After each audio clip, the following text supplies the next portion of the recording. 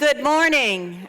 My name is Dana Hayes, and I live here in the Bay Area, and I am a member of the Stanford Medicine's Community Council. Now, I am very pleased to introduce Dr. Euan Ashley, who is the chair of the Department of Medicine here at Stanford.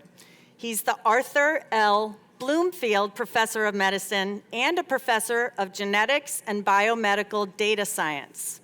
If that isn't enough, Dr. Ashley is also the Roger and Joelle Burnell Professor of Genomics and Precision Health, and he's the founding director of the Clinical Genomics Program, the Center for Inherited Cardiovascular Disease, and the Stanford Medicine Catalyst Program for Biomedical Innovation.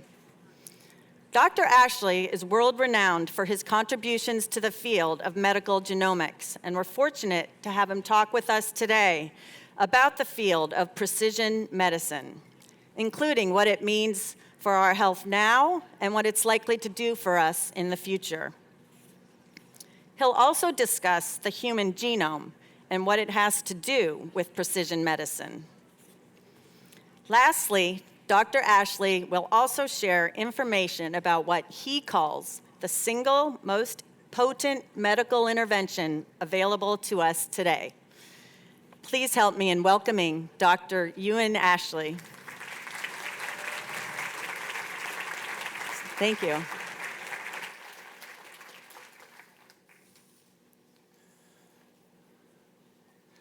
Inside every single one of you is a secret code.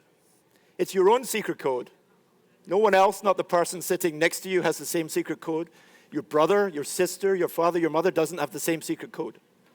It's a code that connects you, however, to every single other person on the planet Earth. It connects you to every single person who's ever lived on the planet Earth, and in fact, it connects you to every single living organism on the planet Earth. Whether you know it or not, your code is absolutely unique. Even if you are an identical twin, you have the same code. And this code, 4 letters, A, T, G, or C, times 6 billion, has been defining you since the moment you were conceived and will continue to define you until the moment that you pass. This is your human genome. And if you were to watch this screen 24 hours a day for 7 days a week, it would take you 3 months to see your entire human genome. 6 billion letters, base pairs. If I took the genome out of every single cell in your body where it was and stretched it end to end, it would reach to the moon and back thousands of times. It is a lot of data. And the first time that we were able to decode the human genome, it took 10 years, 10 countries, and $3 billion. And in the year 2000, just about 25 years ago, around this very time, the code for human life was cracked for the first time. And that first genome cost $3 billion. Since then, the cost of the human genome has been dropping dramatically. The second one was 100 million. That seems pretty cheap now, doesn't it? 100 million. It continued to drop all the way to 2022, even faster than Moore's law. We're in Silicon Valley. Gordon Moore, one of the co-founders of Intel, defined this law that was emblematic of just how fast technology was moving, doubling of the number of transistors on an integrated circuit. How very Silicon Valley. The drop in cost in human genome sequencing outpaced even Moore's law, such that in 2025, you can sequence a human genome for $100. I've been showing this graph for many years, but I find that people don't remember graphs. And so I was trying to find something a little bit more, a little bit easier to understand in Silicon Valley. And I was actually driving home one day from work, and the Ferrari garage on El Camino was there right to the left of me, and this car was sitting there, and I thought it'd be really nice to own that car, but unfortunately it cost $400,000, a little bit outside of the price range for my Stanford salary, I have to tell you, even as the chair of medicine. I thought to myself in my head, I did some mental math, I was like, what if that Ferrari dropped in price as much as human genome sequencing had dropped in price? What kind of a Ferrari could I get for 40 cents? A 40-cent Ferrari. I could afford one of them. You eat one for each of you in the room. 2 for each of you in the room for $1. Pretty good. And then as genome sequencing came down in price over the last 5 or 10 years, it was a 10-cent Ferrari. And then it was a 5-cent Ferrari. And last year, that Ferrari, 1 cent. Pretty good. So I want to take you to 2009, which was about a decade after that first genome. And I was visiting with now a friend of mine, I didn't know him at the time, Steve Quake. He was the chair of bioengineering. Bioengineering is a specialty that combines biology and engineering. It was founded in many places around the world, but not least the building behind you, this big red one. And I walked up those stairs and I got lost because I couldn't find his office, and I got lost again, and I went round and round, and eventually I found his office. And I wanted to talk to him to organize a genetics seminar, but we never quite got to that. Because a few months earlier, he'd become the 5th person in the world to sequence his entire genome. It was covered across the world because he did it with 2 people in his lab in 1 week, and he did it for $40,000. And you're thinking, that's really expensive for a genome. But actually, the one before it cost $200,000, took 3 months, and took 30 people, multiple teams. So this was pretty amazing.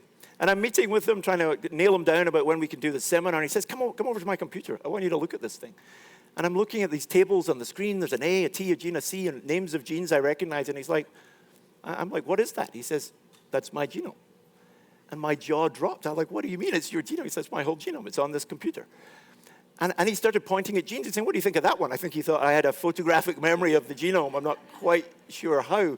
But he started pointing at genes that I knew the name of, and some genes that were important for cardiovascular disease, since we run a center here for inherited cardiovascular disease. And before we knew it, I was asking him about the family history that he had of heart disease, shown here on the screen. This is a family tree, family pedigree with Steve in the middle. Everywhere you see orange is some amount of cardiovascular disease. And before I knew it, he was telling me about his cousin's son who died suddenly in tragic circumstances, his father who had heart disease, grandparents who had heart disease. And any moment after that, I was inviting him to my clinic. You know, he said, this was somebody who needed to see a cardiologist. And he said, you know, it's funny, my family have been telling me to see a cardiologist. I'm like, I'm right here. And at that moment, as I invited him to my clinic, I realized he was about to become the first patient in the entire world to walk into a clinic with his genome on a hard drive. And much scarier than that, it was my clinic he was about to walk into. And we had absolutely no idea what to do with the genome. As you know, I'm a cardiologist. Many of you have probably been to see a cardiologist or know one, and you might know what we do. We do things like cholesterol tests. How many numbers are in a cholesterol test? 5? So we're good with 5 numbers. What about 6 billion? We had no idea. So what do you do when you have a challenge like that? Well, you talk to your friends. So we spent 6 months, 30 people, teams from Harvard and Stanford and around the country. We worked to try to interpret one genome in the context of the entire medical history of genetics. Not an easy thing to do. And we set ourselves the task, how would a general practitioner talk about the genome if he or she had 12 minutes to discuss it with their patient? And so we built tools like these that you see on the screen, and we put them out into the world. This is 10 years ago. I'm not going to spend too long on it. But we realized at the time that people were really fascinated by genomes. When we published this, we were deluged with calls, and sometimes people wanting their genome sequenced and other people asking us what they would do if they had their genome sequenced. We got calls from the White House. We worked with the Obama administration and Biden-Harris more recently. They even put a little plaque of us in the Smithsonian, which was kind of wild for a while for our 2 minutes of fame. But much more than what we did for that first patient was what we've been able to do over the last 10 years and what is now done around the world for little ones like these. And I want to introduce you to this little baby who we first met when she was 36 weeks of gestation, so she was still inside her mom. Her heart rate was 70 beats per minute, which is okay for any of you sitting out here in the audience, but it's a little low. Her heart rate should have been 140 beats per minute. So we airlifted her here to Stanford Children's, where we delivered her by C-section. And then we were able to do an electrocardiogram shown here. This demonstrated to us that she had an inherited heart disease called long QT syndrome. And the 70 beats per minute isn't the problem with long QT syndrome, but rather the predisposition towards this rhythm. This rhythm is called torsade de pointes. Its French name really belies its very malignant intent, because this is a cardiac arrest rhythm. And this little one on the first day of her life suffered 5 cardiac arrests. 5 times the team had to get to the bedside and give her CPR. She became, at Stanford Children's, the youngest patient in the world to ever have a defibrillator implanted. Because she's so small, it had to be in her abdomen. You can see it here on the chest X-ray. But more than that, we wanted to be able to prevent these episodes. A defibrillator can bring your heart back if it's in a cardiac arrest rhythm. That's not good enough. We need to prevent those rhythms. So how would we do it? We knew she had a genetic condition. But if we sent the regular genetic test, it would cost $5,000. It would take 3 months. She didn't have 3 months. And it would look at 3 genes. Meanwhile, we could do the entire genome. And I knew a friend who'd started to work on doing it in 2 or 3 days. So we called them up at a company called Illumina, and they said, yeah, we'll come in at the weekend. We'll put one machine aside entirely for this, and we will see if we can find the answer. Meanwhile, my postdoc in the lab just over here behind us started working on speeding up the algorithms. Monday morning, we sent Friday afternoon the blood. Monday morning, we got the answer. And we found out that she had a potassium channel form of long QT, which meant we could start giving her the right therapy at the right time to prevent those bad rhythms of her heart that were causing the cardiac arrest. 6 months later, this is her in a little playground near her house, and she's now 7 years old. I recently saw a photo of her celebrating her 7th birthday. These are the sorts of stories that help define what precision medicine is. It's understanding disease at a deep level, a molecular level, so we can give the right drug to the right patient at the right time. What about conditions, though, where you don't know? There we knew she had long QT syndrome. We didn't know the cause, the molecular cause, but we knew it was long QT syndrome, so we could start to work on it. What about those patients who build up piles of paperwork and also piles of the emotional and financial burden of going from doctor to doctor to doctor without a diagnosis? We call those people undiagnosed, and they feel like they're on undiagnosed island. They often talk about that. They have no community to talk to. They don't know what to Google. They don't know what to look up on the internet. We say they're on a medical odyssey after Homer's Odyssey, and Odysseus is the main character there. You might remember, if you're Greek scholars, that he was the king of Ithaca and spent 20 years trying to get back to his betrothed, fighting off one-eyed giants and trying not to get eaten, and his crew were eaten at various times, and he had to sail the seas, and he had to avoid monsters with dogs' heads and sharks. Do you remember this? Odysseus. Anyway, you may have seen the movie. This is the book. You'll see it up there.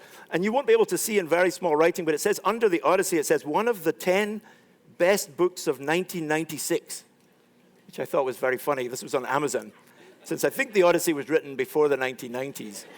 And I noticed that after I'd made this slide for a while, but I got it from Amazon, and I also noticed, you could follow the author if you want. just in case Homer writes any more books.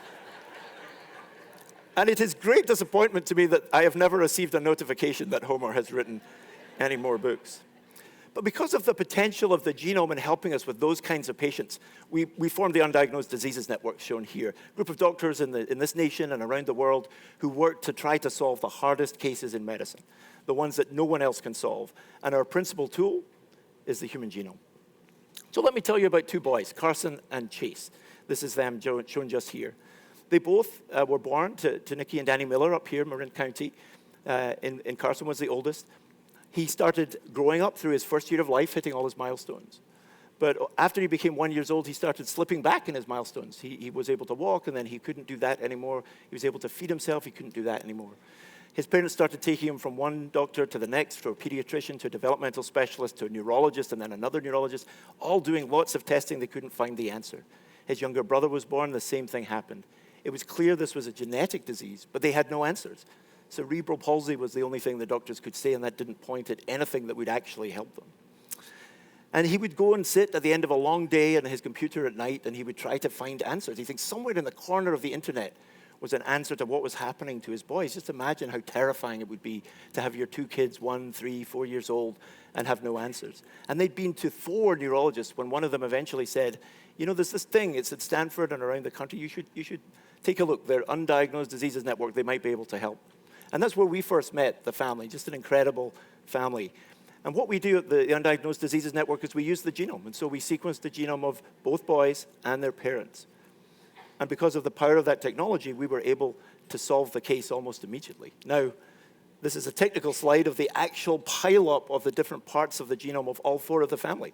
And you can see on the left, there's a little purple, and on the right, there's a little orange. This is a variant that came from mom and a variant that came from dad. Both parents were fine, but when those variants came together in the same gene in both boys, it caused this devastating neurological disease.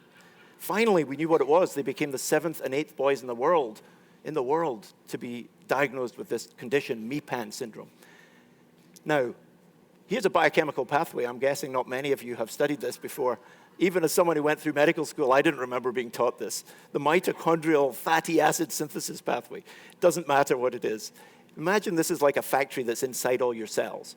You know, one person passes to the next, they do their thing, they pass to the next, they do their thing, they pass to the next. It's like a factory line.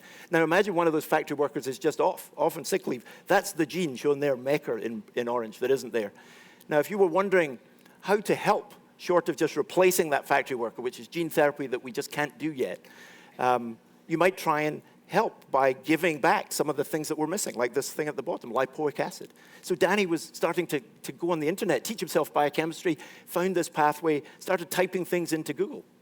Typed in lipoic acid, he thought, well, maybe I could find a way to get that made and give it to my kids and maybe they'd be better. And then he was like, what are the chances of that? And if it does, you know, how much is it going to cost? $100,000, $1 million? You hear about these gene therapies. Well, he typed it into the internet and you know what came up? He could buy a bottle of it on Amazon for $16.95. The thing that could potentially help his boys after years of not knowing what to do was potentially available through his mailbox 24 hours later for $16.95. Incredible. He called up the neurologist the next morning. It came through his mailbox a few days later, and the boys started taking it and started hitting their milestones again. It wasn't a miraculous cure. The boys will still suffer through their lives, and maybe there's a genetic therapy that really can cure it forever, but they started improving again, something he hadn't seen in the last 4 or 5 years.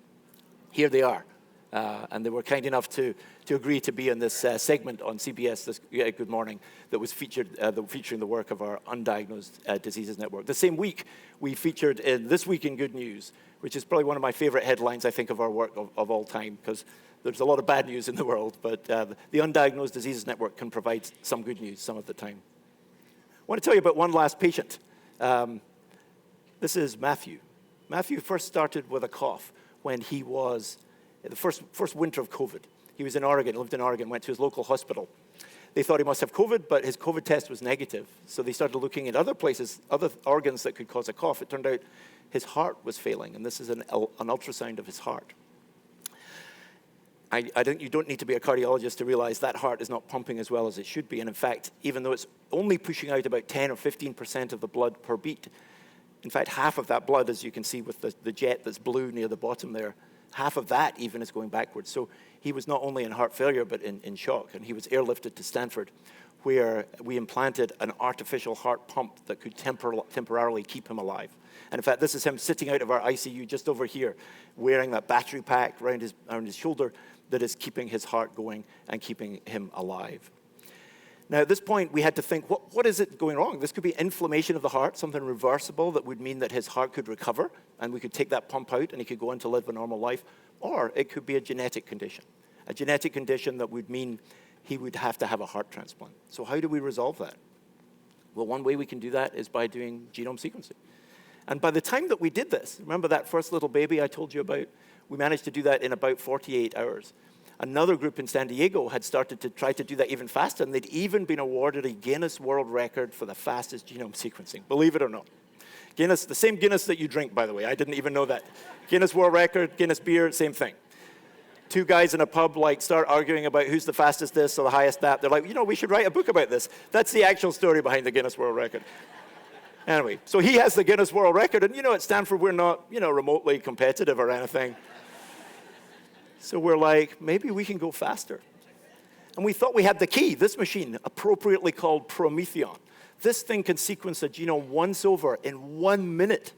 So you could do a clinical genome in 1 hour. So we thought maybe we could go faster. What it does is pass the DNA through a little pore called a nanopore in a membrane, and then it reads out little letters, A, T's, G's, and C's, in something that is quite literally called a squigglegram. That's the technical term. It's also it's the only term. It literally is called a squigglegram. So we use computers that do deep learning and artificial intelligence shown in this complicated diagram here to try to understand what that means. So let me tell you for Matthew. Let me take you through it. Here we are. This is figurative cartoon of my postdoc working in the lab. First of all, they prep the DNA and get it ready to go in the machine. We're 4.2 hours in. The world record's 19 and a half. Now, there's the machine working. You can see the steam coming off it. 6.9 hours in, we're racing against the clock. And I mean, again, we are racing because the guy who actually gets the blood sample and brings it to the lab, he ran it. We speeded up everything. He ran the sample to the lab. All right, now we've got to pipe it up to the cloud. This is where we made our biggest saving in time because we did it in real time. Push the data up to the cloud. 10 and a half hours. We're getting close, but we are down from 6 billion base pairs in the entire genome to 4.5 million variants. That's where we are. We got to filter 4.5 million variants and decide which one causes the disease. We managed to do it just about 1 hour later in 11.25 hours, making the diagnosis for this kid. It was about 11 p.m. at night when we managed to do it.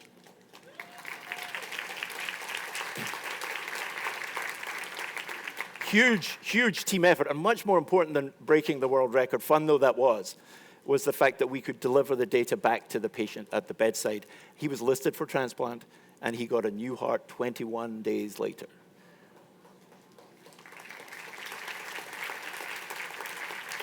The regular test that we sent, because we sent the new one as well as the old one, didn't come back till 3 weeks after he had his transplant. So showing you just how much we had speeded this up. And here's a picture of him 6 months after his transplant next to the sequencing machine that sequenced his genome faster than any genome had ever been sequenced on the planet. We published these in 3 medical, we all like to write our medical papers, and we did that, and I had a bunch of emails back and forth. I had even more emails, believe it or not, with Guinness, because they're a very rigorous organization, it turns out, even though it started in an Irish pub. We were awarded the Guinness World Record for the fastest DNA sequencing technique. And it was a huge team effort. This is the team here next to a balloon sculpture of DNA. Thank you. The balloon sculpture made by one of my patients, by the way. So let me take you back. I've got one more thing after this to show you, but let me take you back to the Ferrari. I told you it was 1 cent now. Well, its top speed is 200 miles per hour. What if we speeded it up as fast as we just speeded up human genome sequencing? What do you think? How about 32 million miles per hour? That's not bad. That's not bad. I checked, though, and here's the thing. It's not quite warp speed, right? I was so disappointed. So we have some work to do still to speed this up a bit further, because Captain Kirk and all of his captains after that are waiting for us to catch them. I wanted to spend the last 5 minutes also talking about your genome, but thinking about something that you can take into all of your lives. Because most of the history of humanity, and it's 6 million, 10 million years ago, we've been standing upright for about 2 million years. Our genome has been molding us. It's been molding us to let us think that, it's more fun to sit and eat than it is to get up and run and get up and walk. And I know some of you who were here for the last talk were hearing that already. That's what our genome is like. But remember, and in fact, the entire history here, if you think of the history of humanity in 24 hours, then up until 9 minutes ago, we were basically hunting and gathering, right? This recent world we live in is basically just the last 9 minutes of a 24-hour day. And in fact, the Industrial Revolution, when we had machines working for us, is just the last 10 seconds. So you take that genome that's been molded over millions of years, and you dump it in the middle of Main Street today. You've got McDonald's on one side, you've got Burger King the next. You've got people on scooters scooting by. You can take elevators here, motorized transport everywhere. Your genome wants you to eat and make sure you can survive. And whenever food's available, you got to eat. And if you can rest and relax, you should do that too. Because in the millions of years of our history, that's what was going to keep you alive. But these days, you don't actually need to do that because we have food on every corner. We have motorized transport everywhere. So what is the answer? Well, it turns out probably the answer, and one of the most potent interventions you could ever do for your health, is exercise. Exercise was probably key to our ability to persistence hunt, which is something that allowed us to chase animals that were much faster than us, quadrupeds. And we couldn't run as fast as them, but we could sweat better than them because we stood up. We didn't have fur anymore. The sun was only on our shoulders and not on our back. We were able to thermoregulate, which means we could keep them in sight and run after them and stop. And as they stopped to pant, we could keep moving. And over the course of 2 or 3 days, we would eventually be able to bring them down, even though in a straight race, we would never beat them. That's called persistence hunting. So aerobic exercise was probably central to our history as a species. But we didn't really realize how potent exercise was until the 1950s. Actually, a guy called Jerry Morris, who was born in Liverpool, but grew up in Glasgow, so he talked a bit like me, from Glasgow in Scotland.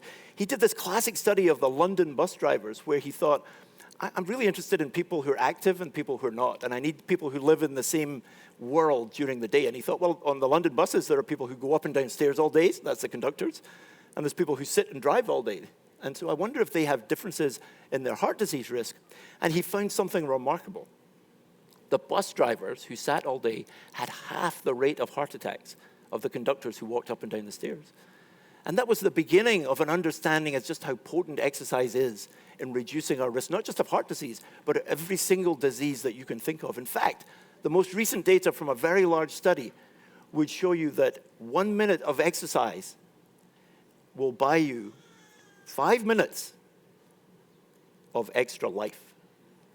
1 minute of exercise, 5 minutes of life. So when my patients tell me they don't have time to exercise, I tell them, yes, you do, because your life's going to be longer. I think they probably find that quite annoying, but, you know, you do have time to exercise because every minute that you exercise, you've just bought yourself 5 minutes of extra life. If you are fit and healthy and able to do high-intensity exercise, you get 7 or 8 minutes of extra life. Believe me, this is the most potent medical intervention ever known. It's because it was part of our history. Aerobic exercise was part of our history. It reduces your risk of cardiovascular disease, of high blood pressure, of diabetes. It reduces your risk of multiple cancers. It reduces your risk of anxiety, of depression. It improves your bone health. You name a body system, and I'll tell you how exercise improves it. We have no pill that is this potent. And so just in the last few years, we've begun to understand why. And this last piece of science I wanted to share with you is from a study that is where we coordinate all the data here at Stanford. It's got a great name. It's called MotorPack, but it is the molecular map of exercise. And this is from a paper published in Nature just at the end of last year. And it is the biggest study ever of exercise, where we look at all the tissues in the bodies. We look in rats, we look in humans, we look at men, we look at women. And we're trying to understand, why is exercise so good for you? And one of the reasons, it turns out, is shown in this figure right here. And without going into too much detail, it's something called the heat shock protein pathway. And never mind about the name. What does the heat shock protein system do? It looks after, it's like the trash collection of the inside of your cells. You ever been to Switzerland? Everything in Switzerland is pretty neat and tidy, right? So I think of this as like the Switzerland of our bodies, right? It looks after all the trash. It makes sure your proteins, if any protein is made and it's a little off, it's going to collect it and put it together. So what we find is that if you train that system by exercise, then it helps you fight against all of these different diseases around your body. So people often ask me, and I'm sure you would if I didn't have this slide, and you're welcome to ask me more about it in just a moment, what should I do? The first thing, and you heard it already if you were here an hour ago, move more. Right? A lot of people get worried about, oh, I got to pull on shorts, and I got to get out and sweat, and it's hot, and everything else. Just move more. If you're used to sitting, stand. If you're used to standing, walk. If you're used to walking, run. Get on a bike, do whatever works for you. Moving more is the principal thing. Think about our ancestors, hunting and gathering. They moved almost all day long. Walking is great exercise, but if you can do more, you should. Train the muscles. Don't forget that, especially as you get a bit older. We were talking about getting out of a chair earlier. There are specific groups of muscles that you should focus on to make sure that you can live a full and happy life as long as you can, including things like getting in and out of cars, getting in and out of chairs. And don't forget flexibility. Because, again, much of our ancestors in history, we didn't spend all this time sitting. So we need to remember those tightened muscles and tightened ligaments and joints and start to stretch them. I'm really looking forward to answering your questions. For the moment, it's been really fun to spend time with you. If you like the sorts of stories that you heard about the genome and patients, they are here in this book, The Genome Odyssey. Actually, I was lucky enough to be able to be the narrator for this, so I have to tell you, they made me audition for that job. I guess they wondered if anyone could understand the Scottish accent. You judge for yourself if you can understand the Scottish accent. When the book came out, the audiobook at the same time, one of my friends tweeted this. I don't know if you can read it, but it says, "I love it when my audiobook narrator has an indecipherable Scottish accent." Thank you so much for being here today. Wow, that's you. Wow, wow, wow. That was fantastic. My head is spinning a little bit. And it just seems like the field of medical genomics and precision medicine is moving at lightning speed. So thanks for bringing us up to speed and helping us to understand everything that's going on. So, as expected, we probably have lots of questions. Please use the QR code on your program or on your screen. Our first question, how does exercise impact our genes? And therefore, our overall health? Just a small question. Yes, that's a small question. Well, it's a great question because you see, your genome is actually formed at the time of conception. So we've traditionally thought of it as unchanging. And it is like the recipe book for all your cells. But of course, what does change is what your body does with that genome. which genes are turned on, which genes are turned off. Sometimes that's called epigenetics. You might have heard that phrase. But really, everything flows down from the genome. And so the way that exercise changes our body is it takes that recipe book and it builds different recipes, healthier recipes. And so, and one of the things in that study I just showed you, MotorPack, is that in the rat study, we were able to look at every single organ in the body. And the remarkable thing to me was that every single organ in the body was changed dramatically after exercise. I mean, almost unrecognizable. I talk about how those rats almost seemed like they were different beings after they spent 12 weeks exercising. And even in surprising ways, you might think that, well, the heart would change, the skeletal muscles would change, but we looked at the adrenal gland, and it changed more than any other organ. The adrenal gland makes adrenaline. Maybe that's not surprising, but to me it was really surprising. And your small intestine, we think when you exercise, maybe your gut shuts down, but the small intestine that does all the absorption of your food changed dramatically. So it really does change every organ in your body.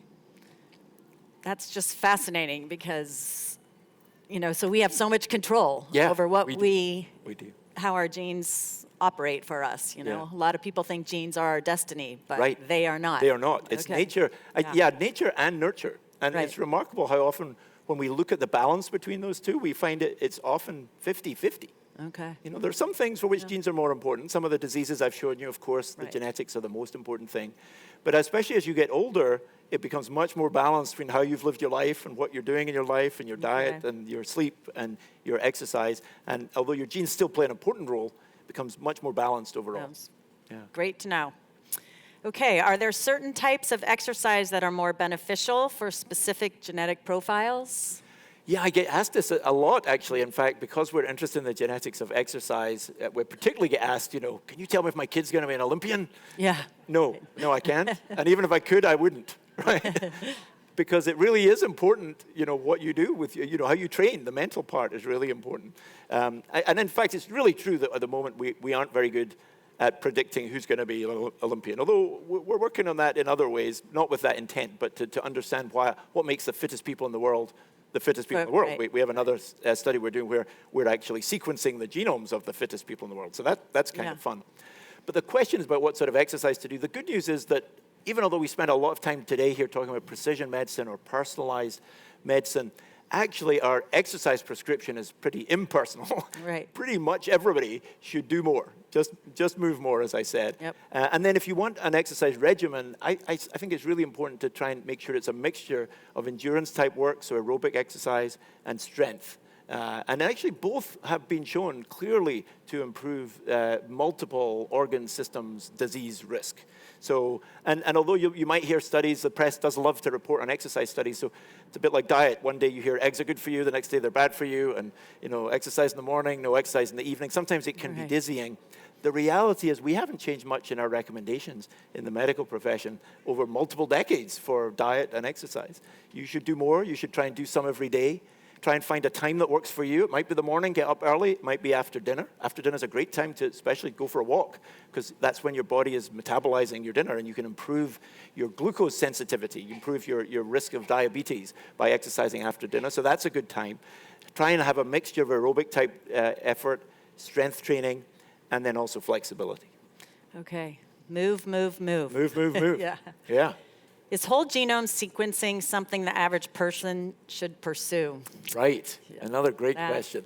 Well, I was talking yesterday. I was really privileged to be invited down to the University of California in Santa Cruz. And I talked to you about that first genome, which was June 2000. It was released. Bill Clinton was the president. Right. We saw the two pioneers there, Francis Collin and Craig Venter. That genome was assembled, which is to say a bank of computers put it together like a jigsaw puzzle for the first time in a race. There was a public-private race at the time, some of you might remember. And that was just a few weeks before. And so they were yesterday celebrating 25 years of putting that together because they did it at the University of California in Santa Cruz. And actually Santa Cruz has been a world center for genomics ever since. And so I was talking about this exact question yesterday, and we talked, first of all, about a couple of really interesting studies, one in New York and another in the United Kingdom, where babies, for the first time, you know about the heel prick test, where the babies get a little prick of their heel and a little blood drop is put on a card. And we test for, depends on the state, we test for 10 up to 50 different conditions with the heel prick test. Well, in New York and in the United Kingdom, they've replaced that, or they're testing whether to replace it with whole genome sequencing. And that means for the first time, there's going to be about 500,000 people who spend their entire lives with their genome known. And that's a really interesting thing, because once your genome is known, you can access it throughout your life. You might not want to know the whole thing at the beginning, especially as a minor. You might want to wait till you're 18. But this is a question that comes up a lot. If you are, say, in middle age or a bit later in life and don't have any major medical problems, then the chances you find something really dramatic in your genome are quite low. I mean, you've lived in the world 50 or 60 years. It's unlikely you're going to have something like these little babies have, that is just a dramatic thing.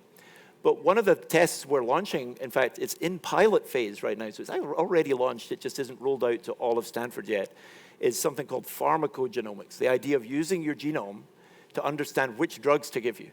I often make this joke that you go into your barber or for a haircut, and they say, what do you want? So you get a personalized haircut, right? Of course you do. You'd be pretty upset if they gave you the same haircut as the last guy or the last woman. But you go to your doctor and you say, well, I've got high blood pressure, what are you prescribing me? And they're like, oh, same as the last guy, same as the guy before, same as the woman before that. We don't really do personalized prescribing. We try what works, and then we move on to the next thing if it doesn't. And that's not the right way to do it. We understand better how to do this. So I actually think for many people, by the time they can get a whole genome, or even just the really important pharmacogenes in their medical record, and we also now have the ability to store this genetic data in your medical record, you'll be able to get more personalized prescribing. Right. It's very clear when we do that the adverse effects from drugs go down, and also everybody saves money because fewer people are admitted to hospitals. So that is one argument for the fact that maybe everybody should just have their genome sequenced. Wow, that's pretty powerful. I hadn't thought about it from that angle. Yeah. Okay. What intervention about Prometheon made it so much faster? Oh yeah, Prometheon is a great title for a sequencing machine, right? Isn't it? And the thing isn't very big. I mean, these sequencing machines used to take up it felt like they took up a whole room, and you had to get special concrete floors and all sorts of things. This thing sits on my lab, on the front of my lab. So how many of those do you have? Well, we only have one, and for a while it was the only one in Northern California, and we would swap them around. There's one in Santa Cruz, and so there's a few now, but we still have one. It is true that if we put 4 of them together, we probably could go faster, but at some point you obviously lose the benefit of just multiplexing across different machines. The biggest thing that made it faster, actually, was the compute processing. So the idea of using nanopore was a big jump, because the current standard for sequencing is something called Illumina, and for that you actually grow little clusters of DNA. You literally have millions of little clusters and you grow the DNA, and that process takes a bit of time, 12 to 18 hours usually. So it can't really go much faster. But with the Prometheon, you have millions of these little nanopores, and there's a DNA molecule falling through each one. Okay. And so once you have that technology, then it's a compute question. And so I can tell you that the story is this, right? They send you a computer that's pretty powerful with the machine. Makes a ton of noise, the fans go, sounds like a plane taking off. So when we first got the machine, we were excited about how fast we could do this. So we did the first genome, took a few hours to sequence it, and we started the computer, and it went, started making a lot of noise. And something like 20 hours later, it got through the data. And we're like, okay, this isn't going to work. We're trying to break a world record that's 19 hours. We can't have the computer part taking 20 hours. So a very talented electrical engineer here started working on doing this in real time. And instead of doing the compute there next to the sequencer, we started piping it up to the cloud. Every 3 minutes, a little packet of data goes up to the cloud. And the other thing is that I showed you that complicated diagram of how you analyze a genome. Each of those parts actually is optimized for a different kind of compute structure, but because it's too hard, we don't normally send it to the right processor. Okay. So we started sending the packets to the right processor and sort of overlapping everything. And that took 18 hours down to 30 minutes. So that was the biggest thing. Okay, so continual innovation. Yeah. All right, if I want to get into this field, because I learned this morning I might have 35 more years of my life or so. Yeah, I hope, at least. What should I major in? Bioengineering? Should I go to grad school? It is an amazing time to be in this field. I mean, I feel so lucky and privileged to be here at Stanford and to be just alive at this moment where we get to participate in this. And you see it's a huge team effort. I'm just one member in the team. But the only time I occasionally get jealous when I talk to students, which I do all the time. You know, I was talking to one yesterday who's a first-year medical student, and I think, wow, it'd be really fun to be a first-year medical student right now, because what a time to be coming into this field. So you could get into it from all sorts of places. I mean, no doubt, computer science, data science, bioengineering, these are all excellent entryways, depending on whether you like to be in front of computers or whether you also like to be in the lab. Biology, genetics could take you in there as well. Obviously, medicine can take you in there. We're really interested in medical students who have bioengineering background at Stanford, because they just bring this really unusual kind of, I guess, right brain, left brain, but also just a way of thinking that's very quantitative and that allows them to really jump into this kind of high technology medicine really well. So yes, definitely do this. Bioengineering is great. So is computer science, data science. There's lots of options. Pick one and run forward as fast as you can, and tell me when you're ready, and I'll get you in the lab. Okay, you all heard it here. Any age, by the way. I one of the first person I hired in my lab actually had done his PhD when he started. He'd been a minister actually his whole life, decided to do a PhD. And he started his PhD when he was 60 years old. And he applied to join my lab when he was 65. Wow, that's a great story. And I chose him, like he won the interview. So he spent the next 5 to 10 years in my lab. It was amazing. Awesome, great. Can precision medicine approaches be applied to mental health conditions as well as physical health? Yeah, absolutely. And the first thing, I like to jump to answer a slightly different question first, which is exercise, of course, is really good for mental health as well as physical health. And I didn't have a lot of time to go into that in detail, but for both prevention and treatment. So really important. Precision medicine, yes. The brain is hard. I think you're going to hear from one of our superstar faculty in just a moment. And I think you'll be impressed at how easy he makes the brain look. But the brain is really hard. But precision medicine, yes, we're hoping to understand more, as we understand more about the brain and the molecular pathways that are important, to be able to target them better. I mentioned a moment ago pharmacogenomics, that idea of personalized prescribing. Right. Actually, pain medicines and medicines for depression and anxiety are among the most important applications of pharmacogenomics. Right. And one of the few places actually right now where Medicare already pays, because they understand the benefit of more personalized prescribing for those conditions. So that's actually one of the first clinic is in fact in senior care for our pharmacogenomics pilot, but the next one is in pain. And the next one after that will be in psychiatry. Okay, great. Can exercise-induced epigenetic changes be inherited or passed on to future generations? Well, that's a good question. A Lamarckian question. I have never been asked this, actually. So this is sort of the idea from the history of genetics, that your genome is passed on, but epigenetics and the things you do in your life can't really be passed on to the next generation. Of course, like everything in science and medicine, it's not quite as simple. I would say that the best answer to this is still no. But it's very controversial, actually. It's very controversial. And there are examples where daughter cells appear to be able to carry forward some epigenetic changes from other cells. So it might not be no forever. But much more important, I think, is if you're thinking about your kids, is the life that you bring to them and the environment you put them in and the things you teach them about diet and exercise. Of course, you've also given them your genome. I think for the moment, we can't really be sure if you've given them your epigenome, but meanwhile, you should be pretty happy that you've given them a whole genome and their entire environment. So you can hopefully help mold them in ways that will help their health long term without worrying too much about epigenetics. Modeling. Yeah. Our last question. What progress are you happiest or most surprised about since writing your book? And what are you most excited for in the next 2 years? Wow, good question. Right. Well, as my family knows well, I think my family are actually here, I think, somewhere. There we go. Waving over there. I don't normally have to talk to audiences that my family are in, so I get particularly nervous when they're here. You know, they're my harshest critics. Sometimes I show photos of them when they're babies on the screen, but I let them off lightly today. And my dad, I think, is also here, and he was a GP for 45 years, and my inspiration. Yeah. Great. He was my inspiration for going into medicine, so I'm so happy that he's able to be with us today. You know, I was saying, I mentioned them, they came into my mind because I've started writing the next book, and they're very well aware of that, because they're like, what are you doing now? Don't worry, I'm waiting. I'm trying to write the next book. You know, the thing that has changed dramatically, this will not surprise anybody in this audience, is AI, right? I mean, it's everywhere. It's changing our world. I ask my lab now, how many of you use Google anymore? They're like, none.